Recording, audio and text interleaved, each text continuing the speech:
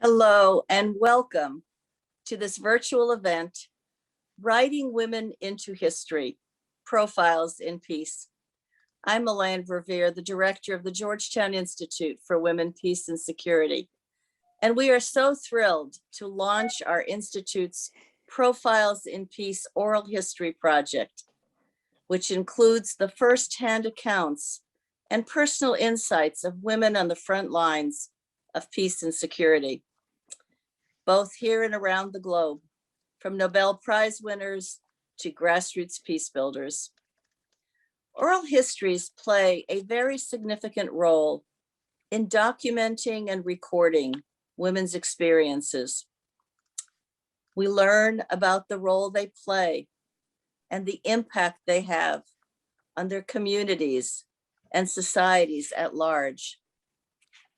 Two of the women from whom you will hear have played an outsized role in very different ways. Their stories are captured in Profiles in Peace, and I admire both of them greatly. Azar Nafisi was a witness to the Iranian Revolution. She was a professor of English for many years, struggling to teach in post-revolutionary Iran in an environment with a suffocating ideology and regulations. In time, she would leave the university and teach a group of young women in her home, where, as the title of her book conveys, she taught Lolita in Tehran. Bina, Nepram comes from a state in Northeast India, the home of the longest running armed conflict, a place still under martial law, but very few people know about what's happening there. She has worked on the front lines as a human rights defender, an advocate for women, peace, and security. And she has risked her life to pursue justice and bring an end to the horrific brutality. We need to hear these women's voices and so many more like them to know and understand the vital role they play and the insights they provide. Their actions and perspectives can provide valuable insights to policymakers, to historians, and to so many more. We have much to learn from them, yet all too often, these vital voices of women on the front lines of change are not recorded and are not heard. At the Institute, we are engaged in a quantitative research, in analysis and data collection. But we also recognize the enormous value of oral histories as they illuminate critical topics affecting the role of women in peace and security. From addressing the consequences of climate change and struggling against violent extremism, or putting critical issues on the table in peace negotiations. In addition to Azar and Bina, I want to thank the critical allies who are with us today. Soraya and Deborah are women working to uplift and amplify historically marginalized voices, and we are thrilled that they are with us also. I also want to extend our gratitude to the Georgetown Library, specifically Suzanne Chase and Anne Galloway, who have been terrific partners. They have archived our collection so that it will live on, hopefully, for generations. And they've been an important, and it will be an important resource for students and for scholars. And thank you to Andreas Beisel, who has played an integral role in this project. It does indeed take a village. Let me now turn this over to our moderator, Maggie Lemire, a filmmaker and social change strategist. She's a driving force and has been so for many years. She's an oral historian also, and behind our Profiles in Peace project. Maggie is the co-founder of Brisa, a women-led collective that uses storytelling, organizing, and research to support social transformation and environmental justice. She's currently directing and producing independent documentary films in the Middle East and Southeast Asia that explore communities' efforts to protect our environment. The Institute has benefited immensely from our partnership with Maggie on so many impactful multimedia initiatives, and I'm so pleased to have the chance to thank her publicly in this broadcast today. So thank you all again. I look forward to listening to the discussion, as I know each of you does. And now I'm turning it over to Maggie. Hi, everyone, and thank you so much, Ambassador Verveer, for that lovely introduction. And thank you, everyone, for joining us today to talk about the critical role of storytelling in the movement for gender equality, as well as in all of our work to shift culture and power across our society. As the oral historian who's been working with the Institute for Women, Peace and Security to launch our oral history project called Profiles in Peace, I wanted to start today by just sharing a little bit about what oral history is and what some of the values and ethics are that shape the oral history practice and tradition. So oral history, it's really just an in-depth interview that functions a lot more like a conversation or a collaboration between the interviewer and the interviewee. It typically documents a person's life story, or it might be their specific memories and reflections around a particular topic or event. The really important thing about oral history is it's an opportunity for reflection and meaning making, and to sort of see how all the disparate or seemingly disparate threads of one person's life are woven together and what the person takes from that and how they move forward. The job of the oral historian is to listen deeply and empathetically and help to create that really what I call a sacred space for the full story to be shared. Oral histories come from a tradition of documenting those who may have less access to conventional power. And so we're guided by a very particular set of values. We believe that people should own their own stories and their own representations. And so in this light, our interviewees or our narrators retain control. They can review their transcript, they can delete things that they've decided are too sensitive, they can decide to restrict them for a certain amount of time. And we also work on this idea of iterative consent, which means that if your interview will be used beyond oral history, for example, for a documentary film or a podcast, we would go back to the person and say, how do you feel about being involved in this project, in this representation of your story in this way? It's very deeply relational and very deeply collaborative.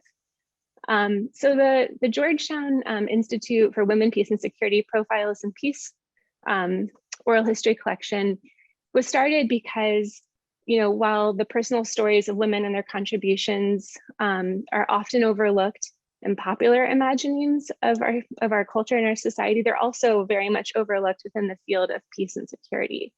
So we endeavored to start collecting the stories of women in this field.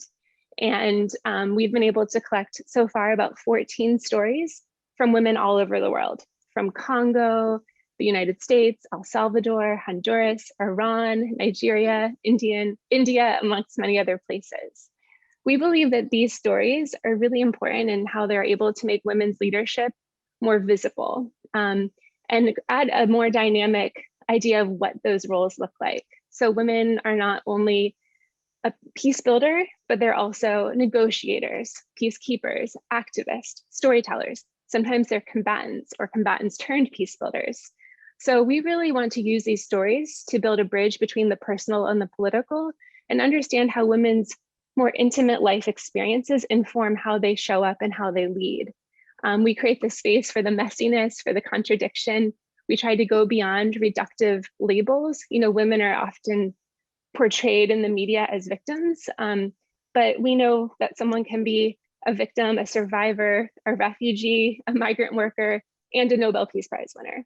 So we're looking at the holistic story. And we really want to create the space for women to define their stories on their own terms.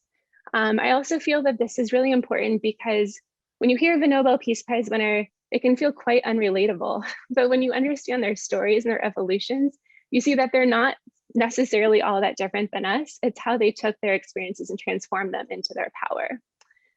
We hope that these stories will be an archive for journalists, scholars, students, and other peace builders in the field today.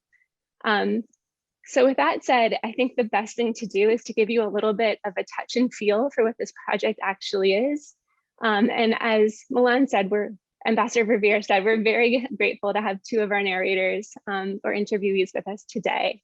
So I would love to now introduce Dr. Azar Nafisi. Dr. Azar Nafisi is an Iranian writer and professor of English literature, best known as the author of the national bestseller, Reading Lolita in Tehran. In addition to her literary career, Azar has served as a fellow at the Foreign Policy Institute at Johns Hopkins University, where she was a professor of aesthetics, culture, and literature. She's also taught at a number of other universities, such as the University of Tehran, and she's held a fellowship at Oxford. She continues to write and lecture widely, and she was named a Georgetown University Walsh School of Foreign Service Centennial Fellow.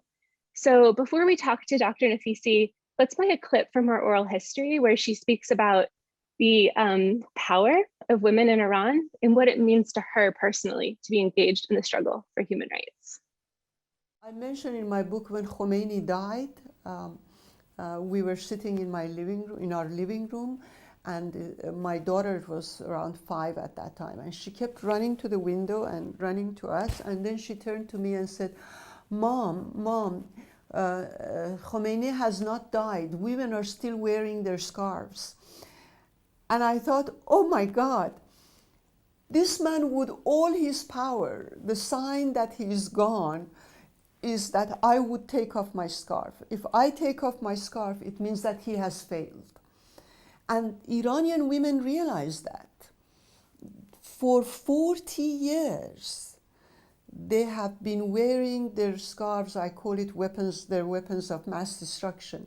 You know, a little bit of, showing a little bit of hair, wearing, I never wore lipstick, or I would wear very pale lipstick until I went to Iran, and wearing lipstick became a sign of protest. And by just doing that, not by violence, not using violent rhetoric even, just by looking the way they did, they were in your face with the regime, saying, you did not conquer me. Being an activist is not just political, it's existential. As all these things I talked about as a woman, as a believer in human rights and a teacher and a writer, I feel that anytime there is a force that is trying to take those away from me, or change them in one way or another, or repress any of them, then I feel the duty to instinctively defend myself. So it goes deeper than political. It is genuinely existential. Welcome, Dr. Nafisi. It's such an honor and pleasure to have you and to see you again. I was wondering if you could start today by just reflecting a little bit on the process of what it was like to participate in this project by sharing your oral history, and why do you think it's important for women to tell their own stories in their own words? How does this impact our understanding of the world? Thank you so much. And I would like to thank Ambassador Verveer and all her colleagues who made this oasis today amidst a pandemic and all the social and political and cultural crises we're undergoing. You know, when I was being interviewed, during that interview, I discovered something, that I not only am talking about my story, but I'm discovering things about myself and my world through that conversation.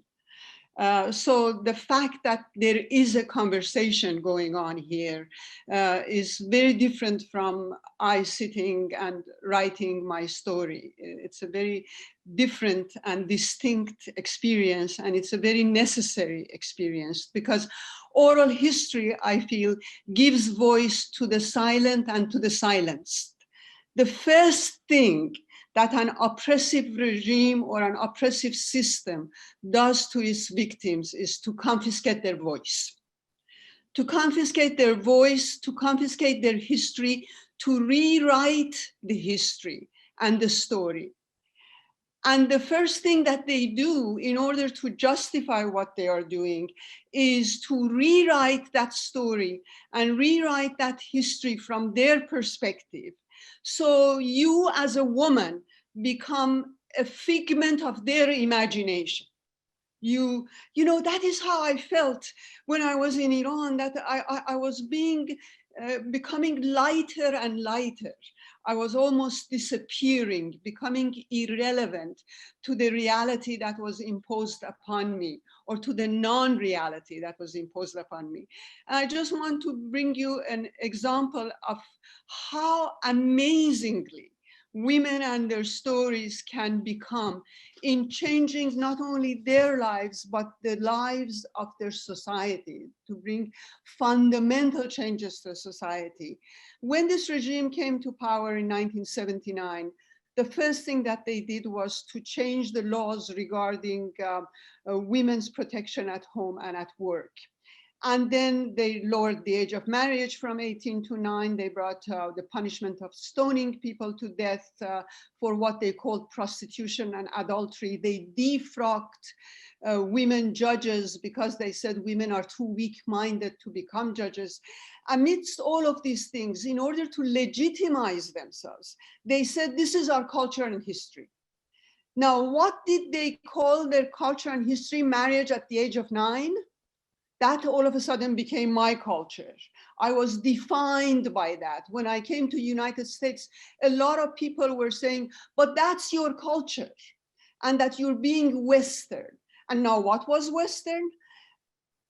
Iran has, like many other countries, and many other panelists most probably will talk about their countries, Iran has its own history of women's struggle. It goes back to over 100 years ago. And at the time of the revolution, women had all sorts of rights, including the fact that we had 2 ministers, one minister for higher education, another minister for women's affairs, which was the second minister in the whole world next to the French to hold such a job. Women were in all walks of, active in all walks of life.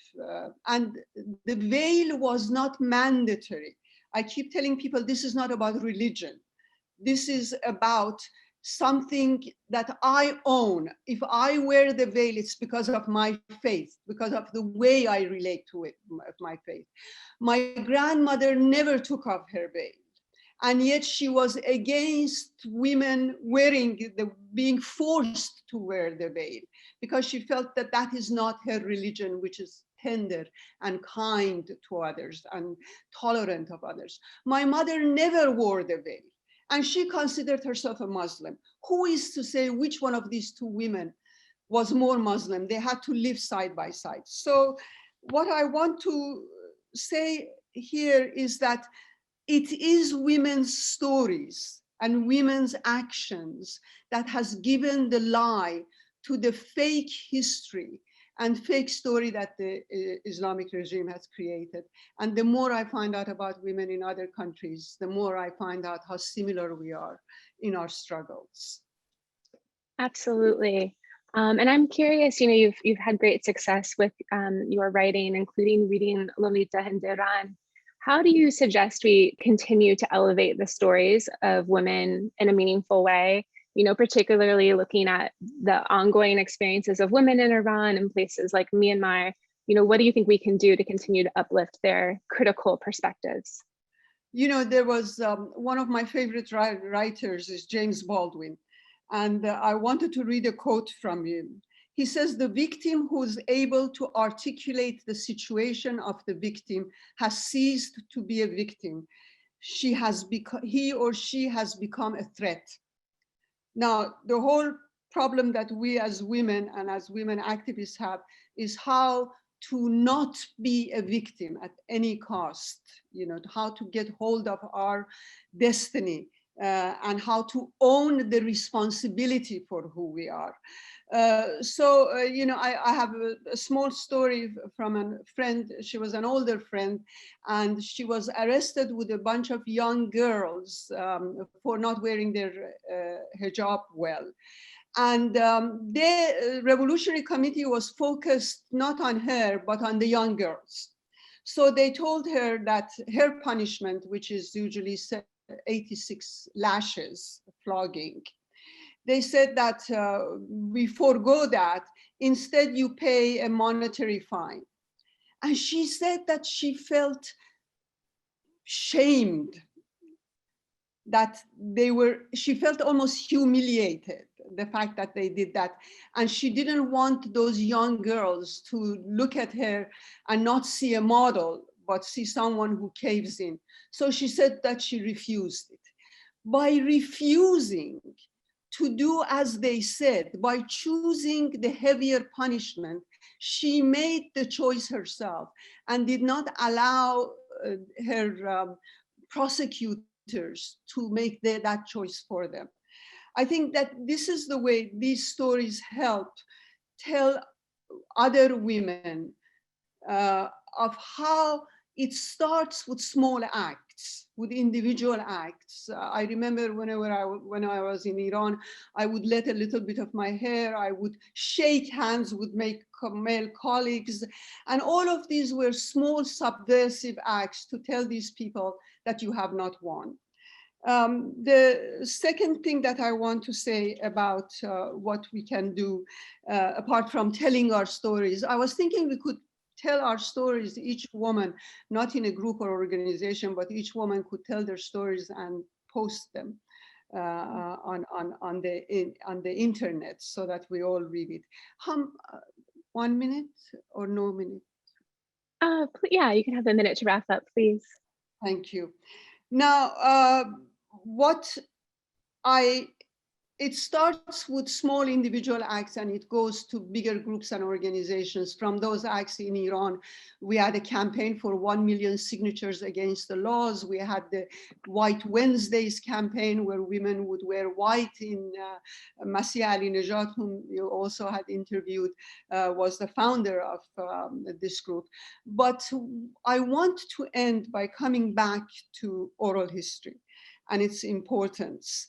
You know, it is so, I hate to use this word, it's been abused and used so much, but it's so uplifting to see women from all parts of the world gathering.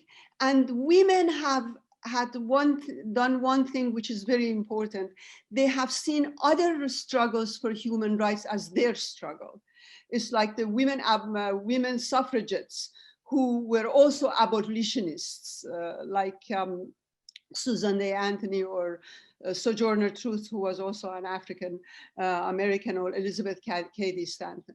So I think that we should see our struggle as part of a larger struggle, and we should also be so thankful that there are so many women. It is pragmatic to connect to other women, to know what we have in common and not just what our differences are.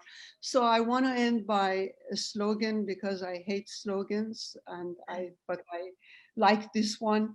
I just wanted to say, in honor of this oral history, women of the world unite.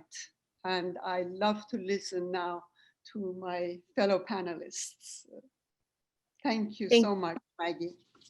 Thank you, Dr. Nafisi. And I love how you pointed out that sometimes it's the small acts in oral history. We really think of the encounter as a sacred encounter, and the process is as important as the product. We think that if you're able to really connect and have that deep conversation and that deep presence, the stories that you can later amplify will be yet more powerful because of that, and that there's inherent value in sitting together as just two people. So we want to turn now to someone else I've had that incredible opportunity to sit with, Miss Binalakshmi Nepram. So Binalakshmi Bina Nepram is an Indigenous scholar and women human rights defender. Her work focuses on deepening democracy and championing women-led peace, security, and disarmament in Manipur in Northeast India and in South Asia. She's the founder of 3 organizations: the Manipur Women Gun Survivors Network, the Control Arms Foundation of India, and the Global Alliance of Indigenous Peoples, Gender Justice and Peace. In 2010, Bina initiated the Northeast India Women Initiative for Peace to ensure that Indigenous women in Northeast India are included in peace talks and peace processes. In my mind, when we met, I told Bina that her work is as the storyteller of Manipur in so many ways. So I'm very excited to talk to her today. But we're going to start with a clip from Bina's oral history as well, where she talks a little bit about her process of self-actualization and realizing where she grew up and what it was going to mean for her life, what that means for her today. When a child grows up in a conflict or a war zone, the child doesn't know that he, she, or they are growing up in an abnormal situation. This is exactly how I grew up. I grew up in a war zone. The day I was born, there was military curfew in Manipur. And even as I grew older, in fact, the conflict did not stop, it got worsened. So, and till my high school. And I thought all the bomb blasts, the military combing operations, seeing the military vehicles in our marketplaces, seeing military in our rice fields, seeing military in our school compound, seeing military in the hillocks. I thought those were normal ways of growing up. Till I came to New Delhi for my higher studies.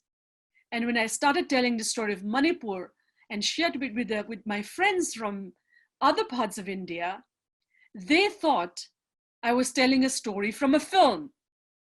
This is how much India was ignorant about what was happening in Manipur and northeast of India. And this was the moment where I also realized that I grew up in a war zone. I wanted to be a physicist. And I am what India calls me an activist. So I always say from a physicist to an activist, how did that shift happen? And for some of us, it happened organically when you are born in a conflict zone, trying to find answers. I could be a professor in university now. I could be just, leading a life of not being bothered about what's happening. But some of us cannot just stay away when you see so much of violence happening again and again and again. So we do this work as a form of resistance and resilience. Hi, Mr. Pram. Thank you so much for joining us. So let's start similar to Ms. Nafisi or Dr. Nafisi of having you tell us a little bit about what your experience of sharing your oral history with me in this case was like, and why you think it's critically important for women, Indigenous women, and women in conflict zones, perhaps similar in context to yours, to be documenting and recording their stories. Thank you, Yam Nuaijeri in my Indigenous language. Thank you once again to Ambassador Melanne Verveer and yourself, Maggie, and your team for this. For me, my first encounter with the oral historian before you was my grandfather, who is no more, my maternal grandfather. It was he who told us funga stories, means stories around the hearth. We had a fire, and because none of our history is taught in our history books, it was from my grandfather I actually learned the entire oral history of Manipur. And it's now in a book called Mekle. So our storytelling and for us is a way of life for Indigenous communities in Manipur and northeast of India, where I come from, which is home to one of the world's longest running armed conflicts. But many of you would not have known about this conflict because India has muzzled our voices from the rest of the world. If you come to India with an Indian visa, you're not allowed in many of our territories. So when you came, Maggie, and you said you wanted to hear our story, for us it was really important moment because no one, literally, except for one or two journalists who wanted to carry a sensational story when a couple of soldiers are killed, they are not really interested in our stories. Our territories, Indigenous territories, have been racialized. We are called chinkies, people with small eyes, snub nose. During coronavirus, we were asked to go back to China. We are not Indian enough, so all kinds of racism. As a result, the history of 45 million Indigenous people in Manipur and Northeast India is not in the syllabus of the world's largest democracy, India. So it is a huge challenge for us to be able to tell our story. So when you from Georgetown, wanted to document this, it was a very empowering moment for us to know that you wanted to hear our story. So thank you so much for including our voices in it. And for us, what is important is, as a child, when you grow up, as I mentioned in the clip, when you grow up in a war zone, I was always told, Bina, don't ask any questions. If you ask questions, you'll be shot. Imagine this is a place where we have got more than 50,000, 300,000 troops of the Indian paramilitary. And then we have got 72 armed insurgents groups operating. So we are sandwiched in the guns of state and non-state. This is how I grew up. I never knew what was nightlife in Manipur because everything stops by 3:34. Because only in the night military, dogs, and rebels move. So I never grew up in an abnormal situation till I came out of my region. So we were always told our stories, our voices were all muzzled. But even as I came out of my conflict area and started doing my studies in New Delhi, I realized when I was doing Indian history, how come the history of 45 million indigenous people of Northeast of India are blanked out from the syllabus of India? So I questioned that again. So in many ways, our story continues. And then if you look up a newspaper in New Delhi, our stories were not there. You put on the television channel, you watch a Bollywood movie, we have been absent. In fact, the narration of us has always been seen as a militant or someone who is a servant, someone who is uncivilized, someone who needs to be civilized. So all of these became the narrative of who we are. On the other hand, the other narrative that India hasn't told about us was Manipur was an independent Asiatic nation state, just like Bhutan, Nepal, and Myanmar. And then we were taken over by India by force in 1949. And a martial law imposed, a colonial martial law, imposed on our people since 1958 and continues till today in 2021. So India is the only country in the world which doesn't have a war, but an emergency, which gives Indian armed forces the right to rape, kill, torture anyone indigenous in my area. So that's the story that I tried to tell through our life and our work. And it has not been easy. We have been threatened. In fact, when I was a young college student and started researching on why the conflict, why the violence, because I was a very curious kid. And I always wanted to ask questions. And there's a saying that even in the dark, a rope looks like a snake.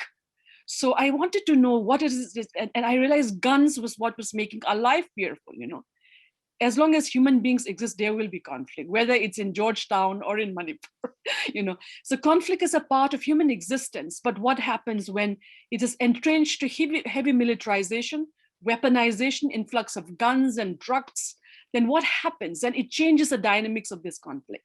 So my whole life has been dedicated toward telling the story of why the wars and conflict in Northeast of India and Manipur. And then once I was able to tell that story, we were able to then find ways of how to do action on it. So we started the Manipur Women Gun Survivors Network in 2007, followed by the Northeast India Women Initiative for Peace. And now, on a more global level, the Global Alliance of Indigenous Women, Gender Justice and Peace. For us, this is all about an attempt to tell the story of a part of a world which is one of the world's forgotten crises. But it is not there in Washington Post, it's not there in New York Times, it is not there in the New Delhi Times, it's not there. So this continuous absence in our everyday life, in our newspapers, in our museums, in our journals, in our academic careers, that was what made us do this work of storytelling.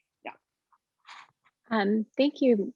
I'm curious if you can talk a little bit more about your storytelling strategies. Your sharing really emphasized to me that storytelling is not something, for children. It's not a nice thing that happens after the fact. It's actually an incredibly courageous, risky, essential part of the work.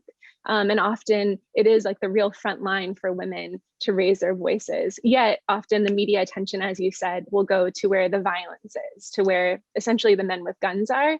So can you talk just in a couple of minutes quickly about how you use storytelling as a strategy to building peace, maybe both within Manipur or in India? Absolutely. First of all, is through my own personal life existence and together with our team, I realized the power of storytelling, the power of speaking up and speaking up against injustice. When they try to muzzle my own voice, even in my university, I was told by the government of India, do not speak about the northeast of India and Manipur outside the four corners of India. I was already threatened in my university days not to speak about what's happening in the northeast of India and in Manipur. But I told the government of India, keep a file on me. If a young person from that region wants to to try to find out what's happening through our research, our writing analysis, this doesn't make me anti-national or terrorist, the way they were trying to paint me as young during my young life. So we continued, as you rightly said, Maggie, we have been always, our voices have always been tried to muzzle, to silence. I've also received threat, even from non-state armed groups, because there are 72 of them. And then many of them created by intelligence groups. So what is happening is for a woman, for a young person growing up in that region, one has to walk a very careful path. Otherwise, if the Indian army doesn't shoot you, the guns of the militants will shoot you. So this has been happening repeatedly where in a war zone where there are so many men with guns. So, but the line that we took was this, that our work is about trying to find our peace, you see. When you have so much of war and conflict, how do you? We remain neutral in the terms of like humanitarian in our approach to tell our story. So we kept telling the stories of so many survivors. So we started with the survivor stories of the Manipur women who have survived gun violence. More than 20,000 women are widowed in the state of Manipur because there's a slow genocide going on. It's not like Rwanda where you kill 1 million people in 3 months. Here it's 3 to 4 killed every single day. Young women, children, people intergenerations. So we started telling our story from a humanitarian perspective because humanitarian aid organizations are not allowed in our region. So we used that angle. And then we also realized that not just the story, but to work with them. For example, we tell our story through our weaving. What I'm wearing today is woven by the women of Manipur. So not through the normal storytelling of books, literature, because even in New Delhi, our books don't exist there, you see. So through weaving, through oral history, through our folk stories, we started narrating. And of course, with the entry of social media, we realized that through social media, we can also tell our story. So on Twitter, we started telling our story. And now we have 500,000 followers on Twitter through which we are able to tell and magnify our story to the world. Because as I said, you go to a museum, you go to a book, our history is not there. So we're using both traditional and new media. And of late, we started our own publishing house to be able to tell our own stories too, because no one will publish our work. So we are using, and as I would like to end with an Indigenous Hopi saying, the importance of telling our story, the one who tells a story rules the world. And the way of knowledge building has been to exclude Indigenous voices, voices of the marginalized, such as people of Manipur. And we are going to rewrite that by telling our own stories. And thank you to Georgetown for making that happen too. Thank you so much, Ms. Nepram, for sharing your really very, very powerful story and experiences. And what you shared also points to the fact that the storytelling exists within an ecosystem and that ecosystem really matters. And so I'm really excited to introduce our next guest, Ms. Deborah Simmons, and she is the executive editor of History and Culture at National Geographic. She manages the coverage of the lived experience of people around the world. So prior to working with Nat Geo, she was a 2016 fellow of the Nieman Foundation for Journalism at Harvard. She spent 7 years as the managing editor of the Plain Dealer in Cleveland before joining its parent company, the Advance Local, as vice president. She's a career journalist. She served as a consultant to the Knight Foundation, the Ford Foundation, the Community Foundation for Southeast Michigan.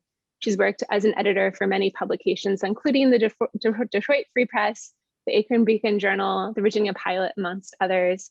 So we have another veteran storyteller who can help provide this kind of broader ecosystem perspective in terms of the trends and where we're going in this work of elevating women's voices and bringing these kinds of critical stories to broader audiences.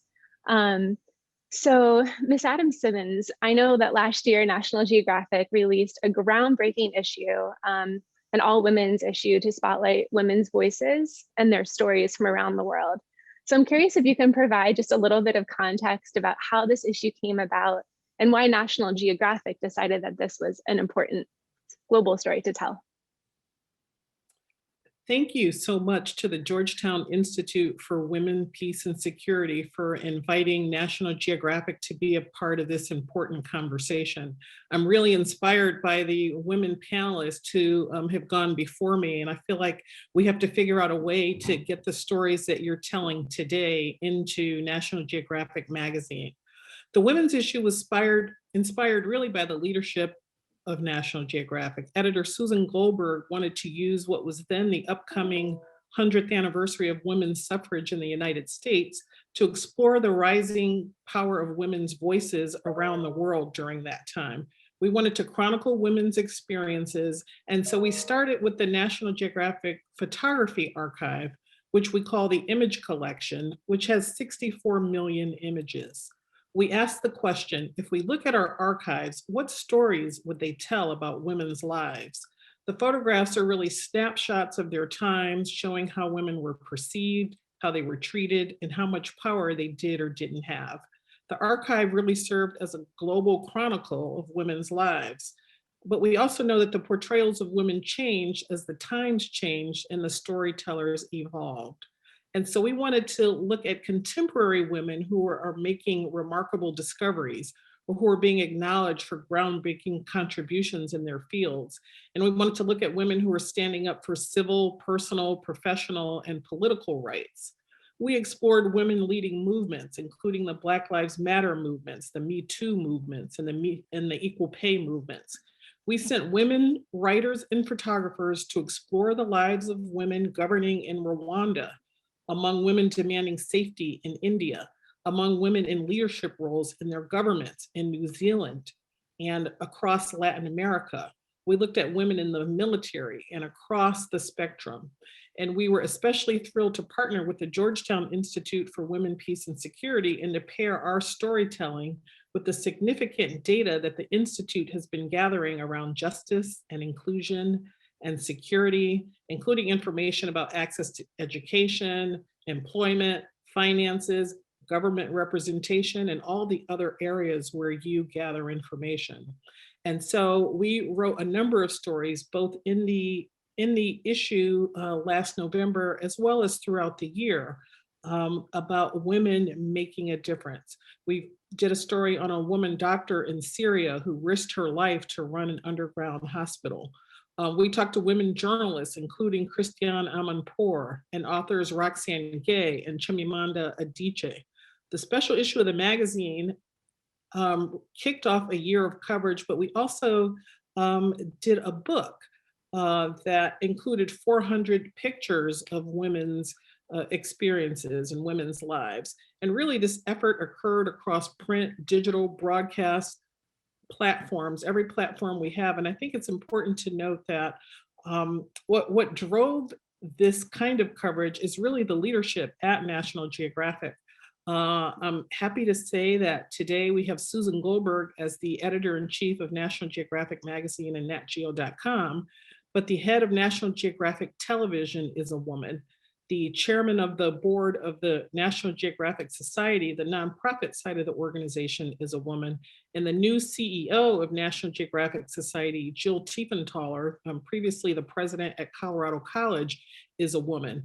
And so when you look at the people who are the gatekeepers at Nat Geo, it stands to reason that we would do work that leans into the role that women are playing in our society. Thank you for sharing that. It's incredibly exciting to hear about the incredible representation of women at Nat Geo and leadership roles. And I know that's something that our next speaker will also be commenting on. So from starting this issue or releasing this issue and thinking about it as kicking off a year of this increased representation, I'm curious if you can share sort of lessons learned or any kind of other insights you have around how do we support women storytellers, to be able to tell their stories and tell them in really reputable publications like yours? How do we market women's stories? What are you seeing as the insights that you've garnered so far from this process? I would say the primary insight is that we have to be intentional and we have to set audacious goals to combat what has come before. When Susan Goldberg arrived at National Geographic, only a small percentage of the contributors were women. And so we set an intentional goal to increase the number of photographers and text contributors to 50%. And today we exceed that number. One of the things that women told us, who we talked to for the special issue, is that there's nothing that women can't do once we put our minds to it. And really, that has been a motivator for National Geographic. So we spend a lot of time thinking about what are the stories we want to tell and who gets to tell those stories. And we've been particularly focused on empowering people to tell their own stories. And so when we focus stories in Latin America, we found some Latin American storytellers who really had a lot to say. And we really span the globe. And so I'm proud to say that we did stories in Africa, in Latin America, across the Middle East, in New Zealand. And these were stories that we were able to develop because we had a diverse group of storytellers,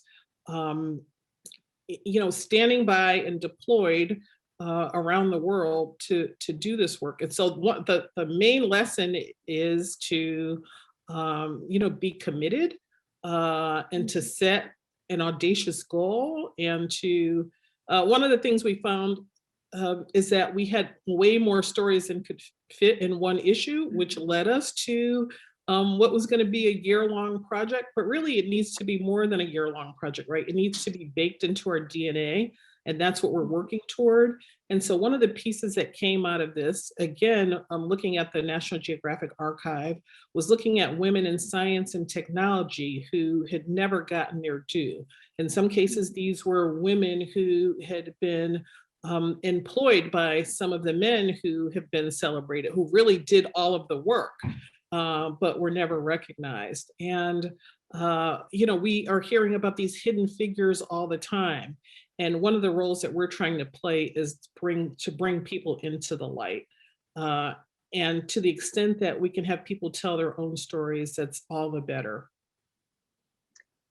That's wonderful to hear, and definitely squares with the oral history tradition. And we know that when women or anyone tells us their own story, or a story that's proximate to their own story, they'll have more nuance, they'll have more access, and the story can be deeper and probably more authentic, and therefore more powerful. So that's wonderful. Thank you for sharing that.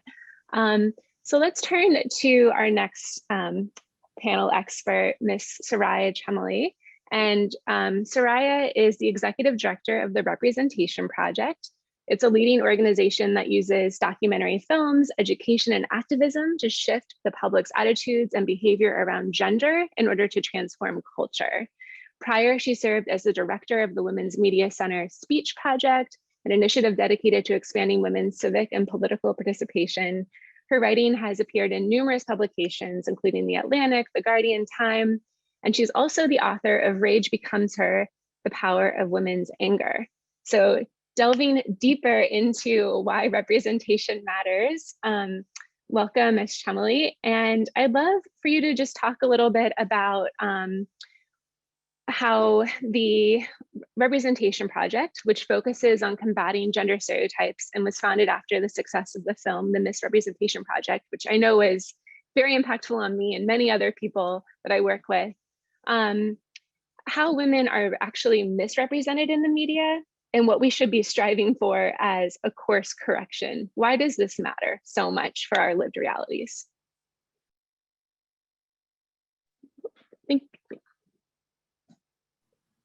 Thank you so much, Maggie, and thank you to Ambassador Verveer and the Institute for this.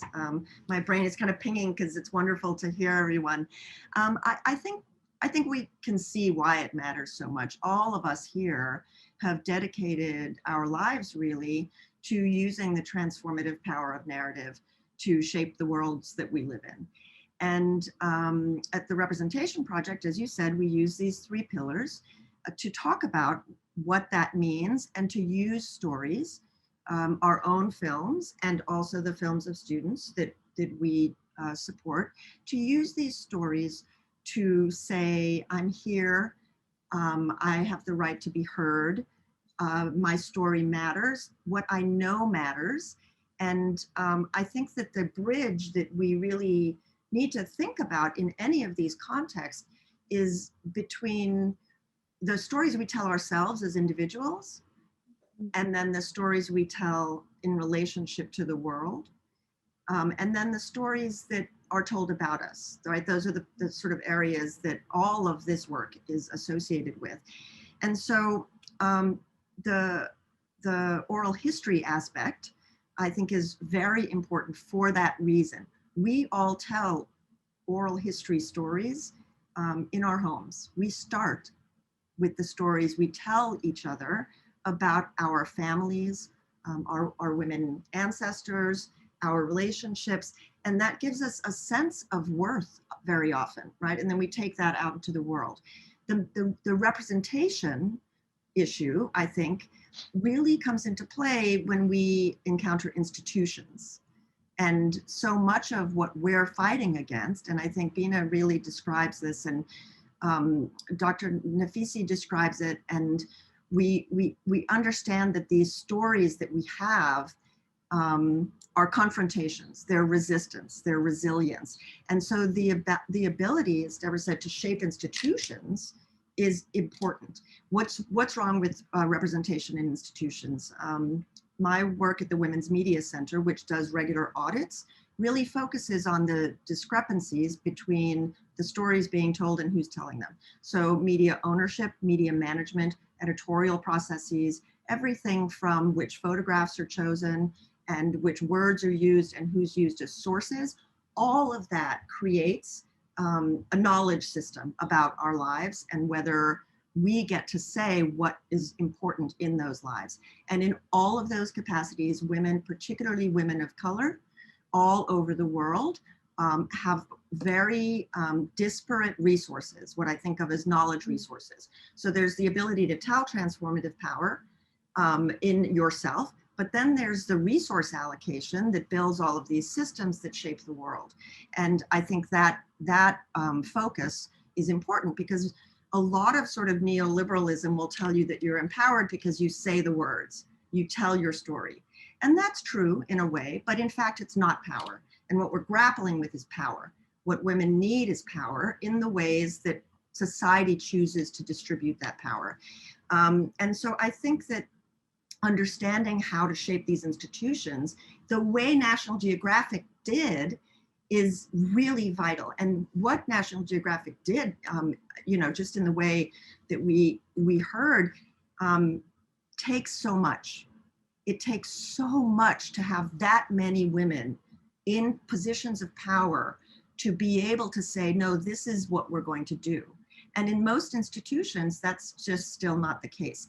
The other issue to me too, in terms of representation, is that we need to take into account global media ownership, global media consolidation, and the ways in which global stories are told to reinforce nationalistic agendas. So I think particularly of sort of 2011, 2012, there were a lot of catalytic rape stories, the Delhi rape case in India and the Steubenville rape case in the United States. And a really interesting analysis of that showed that in media, so in US media, for example, when the Delhi rape case was covered, it was contextualized as a problem of the culture's deep misogyny. And in effect, it was told in a way that was like, look at those brown men over there and the terrible things that they do to their women. Whereas in the case of rape stories here, the focus of the narratives is often on bad actors. These particular boys and men are somehow flawed, and it's disconnected from the heteropatriarchal violence of the culture in general. So I think that at every stage, representation is important. Right? We understand that representation in storytelling is important, but the representation has to be systemic. Thank you so much for adding all of those layers. In my own work, I'm often thinking about what are the dominant narratives, and often those are very negative and harmful narratives towards women and other minority groups. And how do we flip those narratives to become more regenerative narratives, whether that's on the individual, the collective, the structural, or the larger like mindset narrative level, because there's a lot of power in stories and they aren't necessarily good. They can be very bad. So I'm curious, from your experience, where you think we have momentum right now as a movement trying to increase representation across all of these structural areas, and also where you think we're really still falling short. I spent 10 years immersed in the nexus of violence, gender-based violence, technology, and storytelling.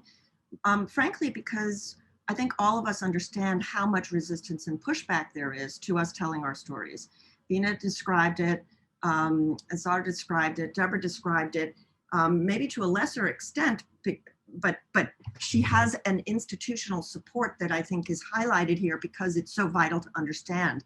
The institutional support is so critical because as lone voices, we're isolated and there's such immense violence directed as us just for telling our stories, right? In my case, I started writing immersively online and ended up becoming an activist in the tech space to fight against hatred and hate speech from an intersectional feminist perspective.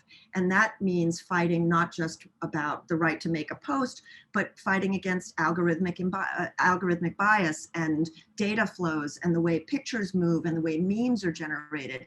And so I've spent a lot of time on the negative aspects of the internet, but I do think that we will not understand for a very long time the positive transformative aspects of marginalized people all over the world having technology that allows them to share their stories in their words and to form global collectives, to connect in ways that never would have been possible. I mean, I cannot tell you how many girls and women I've talked to who 20 years ago would have been isolated, not just in their own regions or cities, but in their own houses, right? Where they're fighting resistance to patriarchal violence in their own homes, in the context of their own nations and cultures. Now, when they get locked in that room, for some reason I will never understand, it's often the case that their internet still works and is not cut off, and they can reach out to people who will give them support and comfort and understanding. And that ability to transcend those boundaries at every level, I think is profound and has affected certainly my work as an activist and a writer. You know, when we get threats online, I may be in Washington, D.C., but the threat I get, it can come from anywhere in the world. It isn't a legal issue. It isn't a policing issue. It's a transnational system of literally disciplining women for taking the position that they have the right to speak with authority, even with authority about their own lives. This is what's so astounding. We are not even allowed to speak with authority about our own lives. And so I do think that ultimately, despite everything bad I just said, that's a positive. And I do think that, and I'll speak just for the US, I think that the last year in which the pandemic has heightened and worsened every form of systemic inequality, because that has happened and because of the Black Lives Matter movement, and because we are having maybe, hopefully, I'm a little hopeful, I'm not quite sure how much, but because we're really tackling some questions of racial justice and racial gender justice, it's important to say that because I think we still don't have a language of intersectionality. But I think all of that's very important.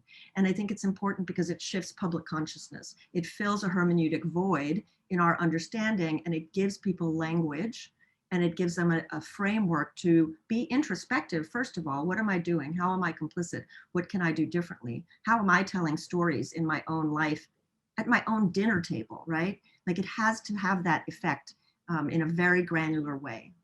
So all of those things I think are positive. I think that we are still really subject to persistent erasures, to incredible backlash, to threats of violence, to systemic exclusion. and again, at every one of the levels that we've outlined. Thank you so much for sharing that. It sort of reminds me that being a storyteller, in my perspective, it isn't about having, a fancy camera or the most advanced technology, the biggest budget. I think it's about having something important to say and being willing to say it authentically and to disrupt the status quo. And so I think we are moving from a model where it's about the most high production value to really thinking about what are the stories that need to be told. And to Dr. Nafisi's point, there's also so much potential to find solidarity across difference through our stories and to build our movements. So thank you for highlighting all of those things. So I think at this point, we're going to turn to some audience questions, and my colleague Jessica Keller is going to step in to share some of those. Sure. So to start, we just have a couple questions about changing norms, especially with regard to valuing women's stories. So first, how can we change cultural norms that center men in writing and media descriptions or depictions, and how can we best communicate the value of diverse narrations and foster male allies and everyday people in this cause?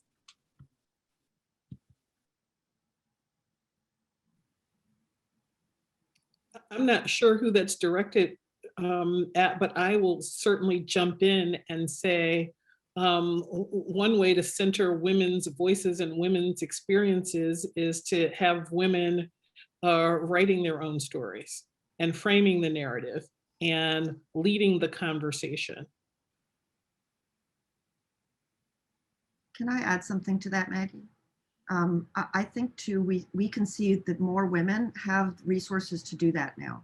So even this week, there's a coalition of prominent women athletes who have come together, and they launched a media enterprise. That is what they decided to do with their time and money for exactly this reason.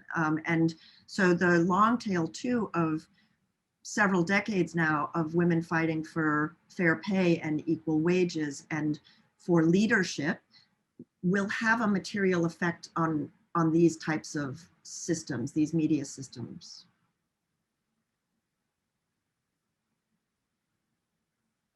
Just if I can jump in, the culture of violence, the culture of patriarchy, the culture of racism, militarization, and colonialism, the coloniality is still continuing till today, whether it's any part of the world that we are coming from. So it's going to take a long time. But then how do we do it together?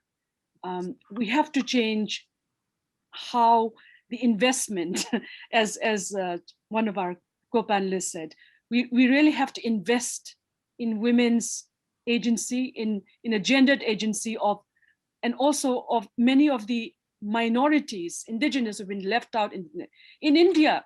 It's always a narrative, not just from New Delhi, you see. You open Washington Post, who are the opinion makers from India? They're from Delhi and Mumbai. Narrative is always Hindu-Muslim. It's always a binary. It's always capital-centric. So I think, as we said, we have to continue to network because every story is important, I think. So I think we have to keep ensuring inclusion. The inclusiveness of our story, the diversity is very important. Just women, is it all women, for example? You include women in India, then you include only upper caste women, or is it women from other castes too, or people like us who are outcasts? We are not even in the Indian caste system. So I think we have to ask a lot of questions of inclusion. In India, we actually develop what is called a national diversity policy. India doesn't even have a diversity policy in a country of 1.3 billion people. So I think we have to ask a lot of questions. We have to ensure that we are, thank God, because India is still a democracy, but right now we are now a partially free country. Freedom House report just came out and said we are no longer a free country, a partially free country. So even to ask questions is now considered as a threat to national security. So the whole issue of how do we then as women who are in decision-making processes, that national security, to define national security is not just about when Pakistan is threatening India. It is also when a woman, a girl child as young as 2 years old is raped in India every 22 minutes. That itself, to define what is national security, to define the notion of what is security for us, to define what is the meaning of national narrative and a national history, which excludes people of color, the marginalized, the communities for so long. So this is what we got to do in a very radical way. Just so much work to do. Oh, Azar, Dr. Nafisi, I think you're muted.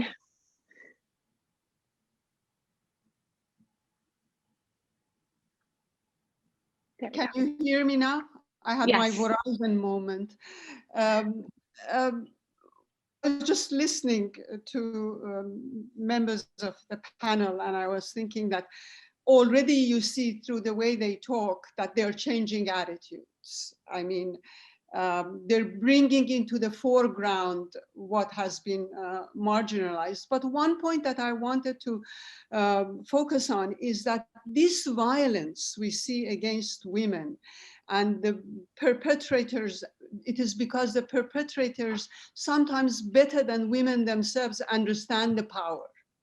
They understand how powerful women are and how they can change and the society in radical ways. And I'm not just talking about Iran or you know, the indigenous people in other parts of the world whose oppression is so marked, but I'm talking about, look at America.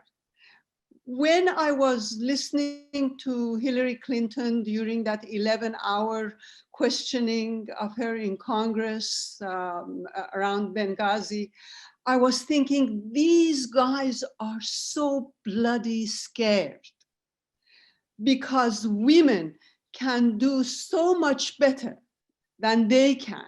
They can stand up to them and go beyond them. It reminded me of that song, anything you can do, I can do better. I can do anything better than you. And yes, we can, actually. Yes, we can, if we understand that this violence is out of fear and we're not going to give to our own set of fears. You know, it is our time. Thank you, Dr. Nafisi. Jessica, I think you have one more question from the audience. Yeah, so we have one final round of questions here. So this question asks for further expansion on the impact and role of social media and other innovative channels as platforms to elevate women's voices. So how do we best utilize these new tools, and are there any risks we should be aware of?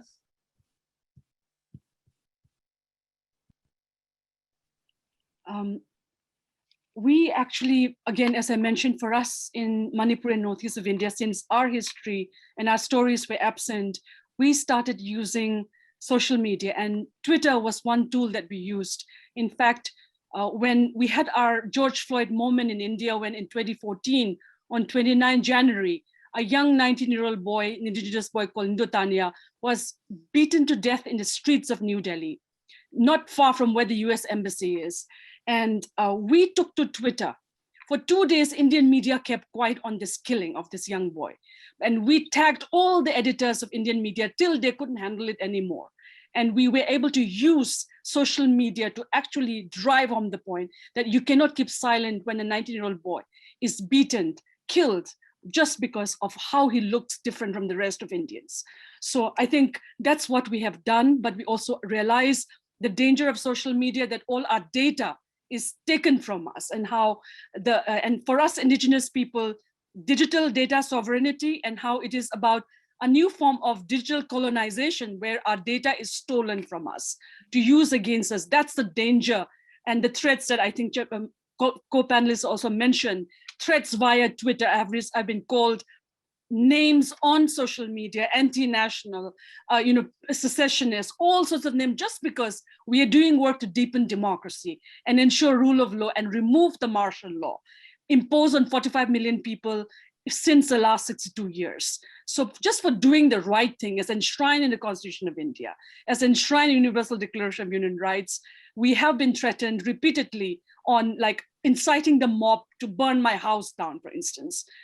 So this has happened repeatedly. So there are flip side, but as a former colleagues have also said that we can, it's a double-edged sword. We must use it to our advantage.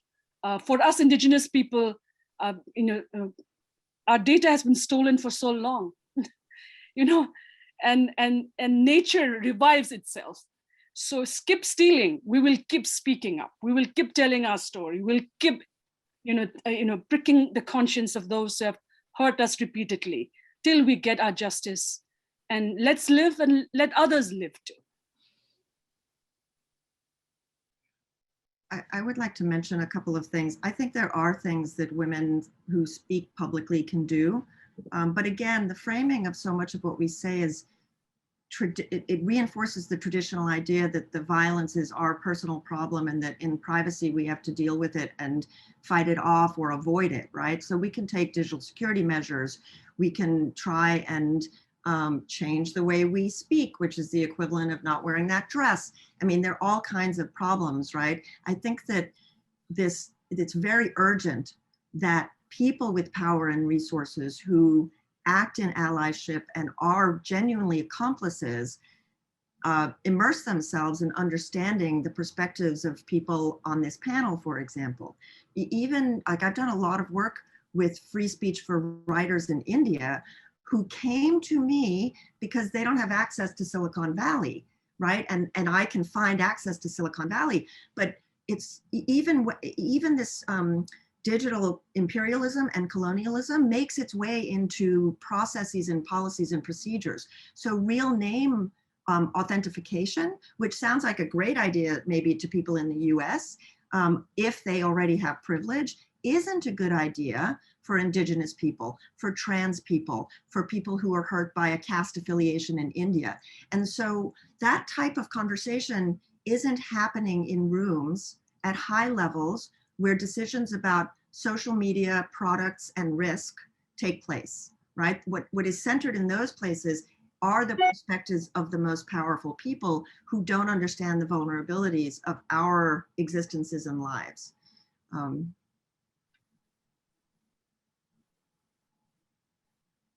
Thank you. Dr. Nafisi, did you want to add anything, or Ms. Adams-Simmons?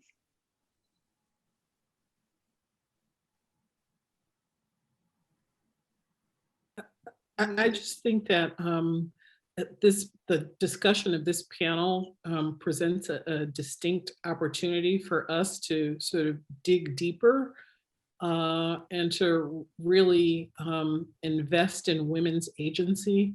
And so I hope this is the beginning of a conversation and not the end. There are so many opportunities to tell stories. I think one of the side questions in the Q&A was directed at me and asked, how do we decide whose story to tell, because there's so many choices. And there are a number of variables, but when we have access to storytellers who can sit with women and share their authentic stories and all their sort of messiness and with all the challenge that goes with it, I think that enhances our credibility. And so we're open to doing that. And so I just look forward to continuing this conversation with you. I have one sentence because of what you were saying. Telling of the story is very important, but reading other people's stories is just as important. Literature and storytelling is always about the other. And sometimes we forget that. And I think that that is important, and to make it universal so that anyone can come into our republic. And if I can jump in here, right now we are undertaking a small project, not funded by anyone. It's just from the heart, a heart project, where recently the Global Alliance of Indigenous People, Gender Justice, there are 7 global Indigenous zones in the world, social zones. So we are collecting the stories of each of these socio-cultural 7 Indigenous, because we realized we learn stories of Baba Black Sheep or Mary has a little, all of these stories we hear, but we don't hear the story of a Manipuri from a Naga story, to someone from the Sami story, from an Inuit story. So I think it's really important that we are able to hear these lateral stories from around the world to feel that sense of power and connect, which has been taken away from us for so long. Thank you for sharing that. What all of you are saying is reminding me something I learned as a storyteller, that's the more specific the story is, somehow the more universal it is, even if it's very different than your own story, because when you tap into those emotions and real lived experiences, you can find resonance across difference. So I want to ask you all one very, very short final question, because I know we have many students and aspiring storytellers, and all of you are very accomplished storytellers on a global platform. But going back to our earlier conversation of oral history, it isn't always a straightforward path. It's a lot of persistence and perseverance, challenges, disappointments, then successes. So just any advice you might have to these would-be storytellers, like one sentence each to close for today. I think writing or reading a story is like falling in love. There is this attraction, there's this something that bothers you, that doesn't let you sleep at night. So you want to investigate and see what it is. And the more you get involved, the more you discover of the other as well as of yourself. So I think go into the story, first of all, without having any prior prejudices or pre-assumptions. Don't ask the story to confirm you. Ask the story to provide questions for you about yourself and the world. We don't have all the answers, but we have many questions. And go into the story with passion. Fall in love and inhale the story. For me, storytelling can happen in three ways. One is in terms of words. One is just like words written as well as audio. And also I work with a young filmmaker, Sam Simmons, who's right now in Taiwan, and he's telling storytelling through his films too. So storytelling can mean different forms, and Indigenous people have been actually doing oral storytelling. And what the nation states are telling is our oral storytelling is not worth enough, you see. So I think that's the challenge that we got to fight together, in which how can we then work to ensure that our, Maggie, what you're doing, what Georgetown is doing, is a very important, relevant part of our, we are like, before podcasts and Spotify happened, Indigenous people's oral stories were right there.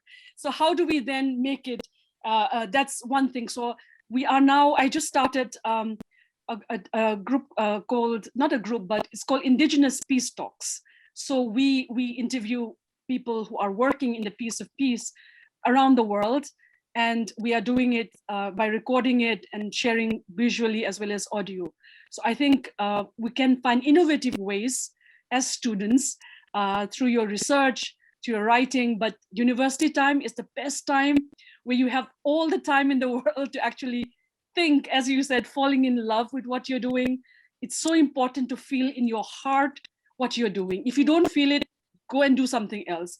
When you feel in your heart, the spirit comes alive, and that's how you touch the world with your storytelling, whether it's just to tell a story or just to you make the wrong things right, to fight for social justice, or just to tell a story from a part of the world which has been muzzled for so long.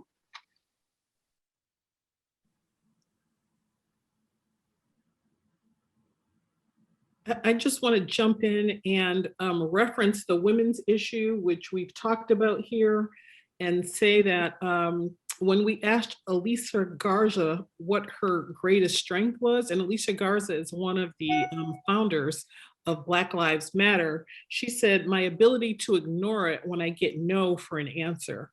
And so I would second that and encourage students to be resilient. Another person that we talked to for the women's book was Jennifer Doudna, who won a Nobel Prize in chemistry in 2020. And she talked about having this period of doubt where she thought about changing her major to French. And it was her French teacher who said, no, you need to sort of stay in chemistry. And now she has been involved in one of the most significant scientific discoveries ever. And so my recommendation to students is to be resilient, even when you feel like things aren't working your way, to embrace your power and forge ahead, even when times are challenging. I second everything that everybody said. I'm a writer always, first and foremost, so I do think writing helps us process our ideas and construct our world in a specific cognitive way. So I'll always say, write your things down. But I do think it's also interesting that we associate diaries with femininity and girlhood. You know, the act of being a diarist is to tell yourself the story of your life. And what we need to understand, I think, as girls and young women and older women, is that we have the right to say those stories out loud in public. We're really trained to keep those stories quiet and private. Write it in the book and hide your book. Lock the book, right? A diary is something you lock and you put in a secret place. And so I can honestly say my entire life was taking 15 years of writing a diary and turning it into 30 years of trying to share that diary, right? And so that's one thing. Make sure you feel that you're ready to do that if you want to. And then the second thing is, for young people, you need to mentor up. All of us need to broaden our understanding of what storytelling is. I mean, we have such an explosion of storytelling. TikTok is the world's biggest storytelling platform right now. Everyone who makes a TikTok is telling a story or connecting to other people. That's what hashtags are. They're epistemic vectors. They move horizontally and vertically through all these media, and they allow us to make these connections from many different places. Same thing with podcasts. And I'll add this here because this is a super gendered global issue. Games are stories, right? And so we need to meet people where they are and know that whether we are conscious of it or not, we have this immense power to work through all of these different types of storytelling mechanisms. So in that sense, I think it's exciting. And I want to just say thank you again to the Institute and to all of our panelists here. I've learned so much today. Likewise, thank you to all of you. And I love how you all in your own way connected on the fact that you feel this deep alignment when you're doing what you're meant to do. And the idea that storytelling is sort of like building a muscle, and you just do it and you keep doing it. And if it feels scary to start, you just take those steps and it becomes easier over time.